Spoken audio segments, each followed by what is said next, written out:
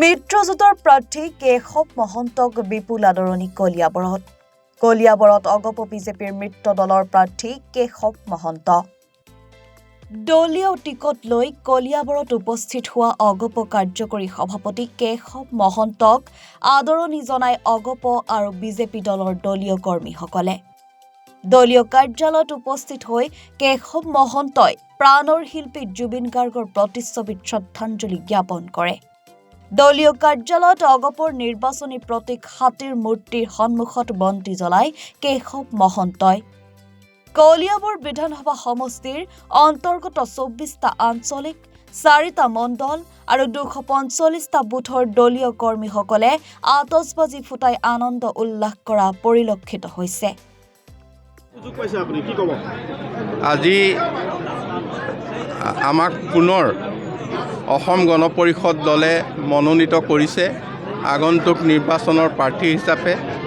আৰু যি আমাৰ বিজেপি নেতৃত্বাধীন মিত্ৰজোঁট এই মিত্ৰজোঁটে প্ৰাৰ্থী হিচাপে আমাক প্ৰতিদ্বন্দ্বিতা কৰিবলৈ দায়িত্ব দিছে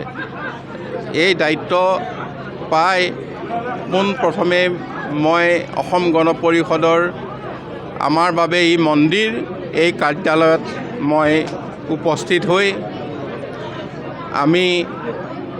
আপোনালোকৰ আশীষ ল'বলৈ মৰম চেনেহ পাবলৈ যি আপোনালোকে সুযোগ দিলে তাৰ কাৰণে আপোনালোকৰ ওচৰত কৃতজ্ঞ আৰু আন্তৰিক কৃতজ্ঞতা আৰু ধন্যবাদ জ্ঞাপন কৰিছোঁ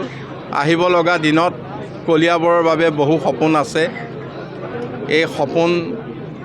বাস্তৱত ৰূপায়িত কৰিবলৈ বহু আশাও আছে গতিকে আমি আশা কৰিছোঁ ভগৱন্তই সেই কলিয়াবৰবাসীৰ সপোন কলিয়াবৰবাসীৰ আশা পূৰণ কৰিব আহিব লগা যিখন চৰকাৰ পুনৰ ডক্টৰ হিমন্ত বিশ্ব শৰ্মা ডাঙৰীয়াৰ নেতৃত্বত আকৌ এখন মিত্ৰজোঁটৰ চৰকাৰ ইয়াত হ'ব এই ৰাইজে আগতীয়াকৈ নিশ্চিত কৰিছে আমি আশা কৰিছোঁ যে